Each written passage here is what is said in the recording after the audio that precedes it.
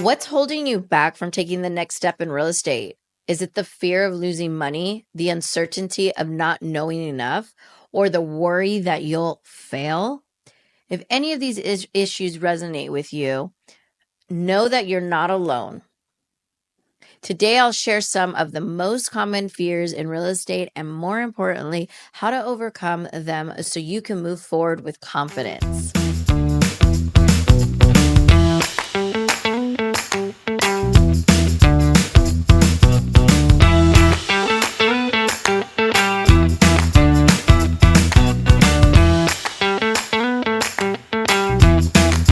Thanks for tuning in on day 3 of the series, Building a Successful MTR Business. My name is Michelle, and I'm here to help you through your real estate journey, but providing my story that will hopefully inspire you to take the leap of faith and build your legacy while impacting others.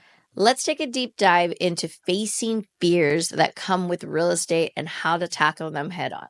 Fear of failure. One of the biggest fears I hear from new investors is the fear of failure. It's that nagging question, what if I make a mistake? I remember feeling this fear vividly when I was in Miami, looking to invest in my first property here in San Antonio. The market was new for me and I felt completely unsure about it.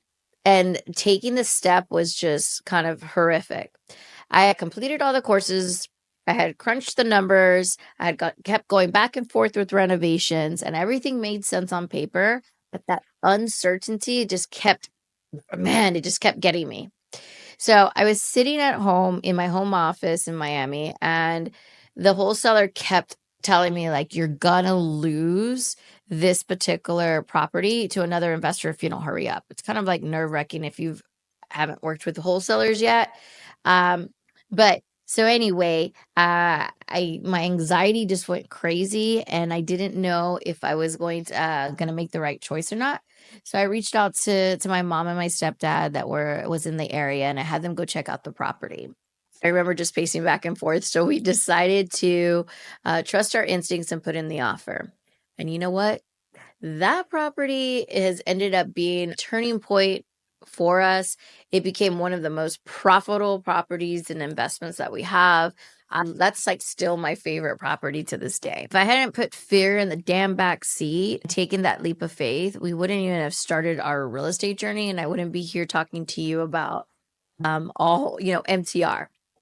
So just to let you know, when you're faced with fear, acknowledge it, but don't let it drive your decision. Trust the preparation you have done, and remember that uncertainty is part of growth. What if I didn't buy that property? I would have had the fear of regret. If you know in your gut you want to build a real estate empire, and just start doing it and get the work done.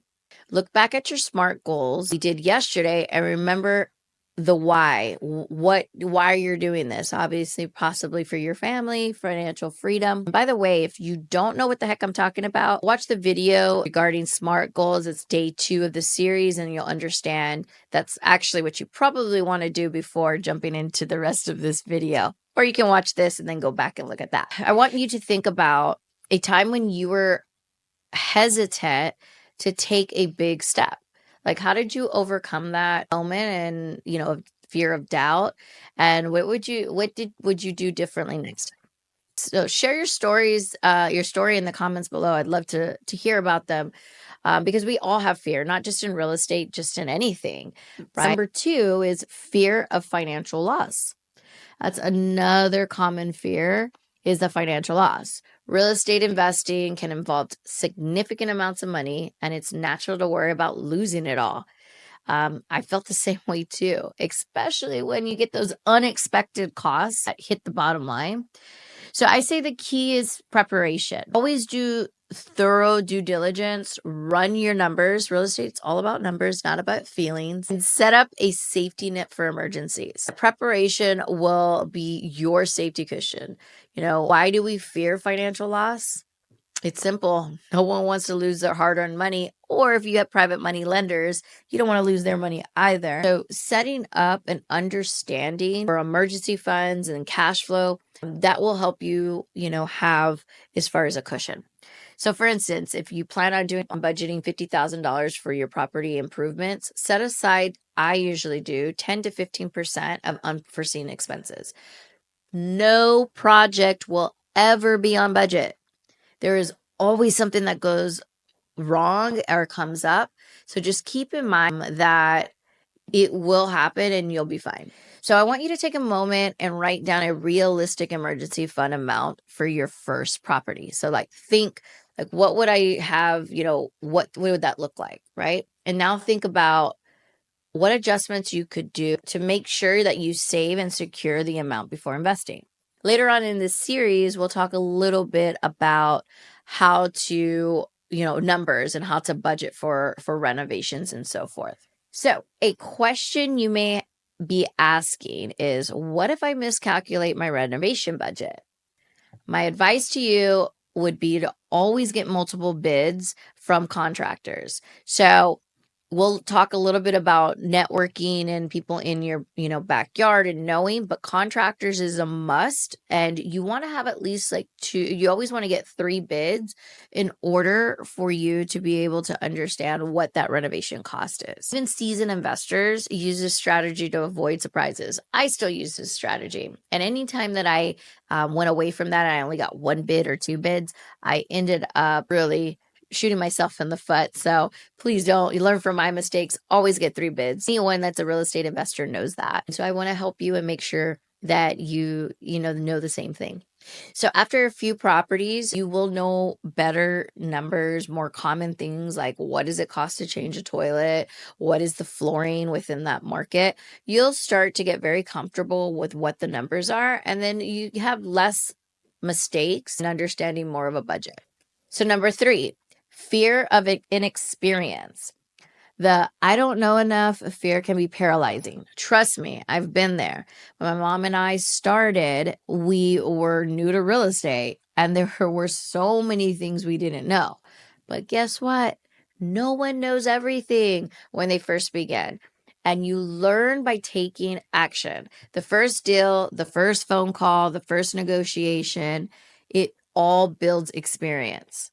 So start small and learn as you go. You don't need to know everything at first, but each action you take builds your knowledge and confidence. So for example, join a local real estate meetup or any online forums where you can ask questions and share experiences.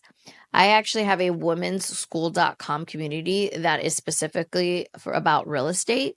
I'll share the link below if you want to join. We actually are currently building the community. So for the first 50 women, they get a lifetime free membership. So identify one small action you're willing to take to bridge your knowledge and gap. Maybe it's attending an online seminar or reading an article. Let's make that first step actionable. Perhaps this needs to be on your SMART goal sheet. So fear number 4 is fear of competition. Oh my gosh, this is one that I always hear, right? There's too many, the market's saturated or no one's buying real estate right now. That's not true. If anything, now's the time to buy. So some investors worry about too much competition and they're thinking, what if the market's too crowded? Here's what I've learned. Competition often means there's a demand. Did you know in the midterm rental, there is insurance claims? I think it is a $3 trillion a year that happen across the US. So there can't be too many. I know there's a lot of regulations that the cities do monitor. So even with that, depending on which city you're in, see if they give you a map of the midterm rentals or the short-term rentals. Here in San Antonio, they do. And so they'll show you which one has permits and they're operating, legally. So I would definitely check that out, but there's not many. But what I would tell you is try to set yourself apart from the competition. Like, for example, when I was considering entering the market, I really wanted to focus on military. I picked a certain zip code in an area. And so I knew that there weren't a lot of MTRs at that time. So I decided to also offer unique amenities that cater to specifically my ideal tenant. To, for example, say we don't have the selfie walls, but we're definitely going to have the mattresses, right? And so that's what sets our property apart. We're also very close to the military bases. And so those are the things that you want to look at when you're looking in your market. Look at what others are offering and just think, how can I offer something different or better? For instance, if other MTRs are basic, consider adding thoughtful touches like maybe welcome kits for guests or partnerships with local gyms or some added perks. Or maybe there's someone in the area that's doing like Turo.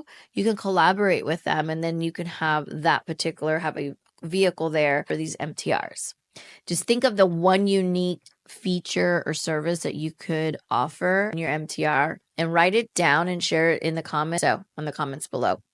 But remember, fear is a natural part of any journey, right? So, I know this is your first time starting here. I'm sure that you've had fear in the past, but it doesn't have to hold you back, right? Facing those fears, preparing for challenges, and pushing forward despite them will set you apart. Every successful investor has been where you are, so you can overcome these fears, and I promise you, you can thrive. So that's all for today. Tomorrow we'll be talking about building partnerships and creating a support network, which is crucial for overcoming these fears and achieving long-term success. You don't have to do this alone, and I'll show you how to find and nurture those right relationships.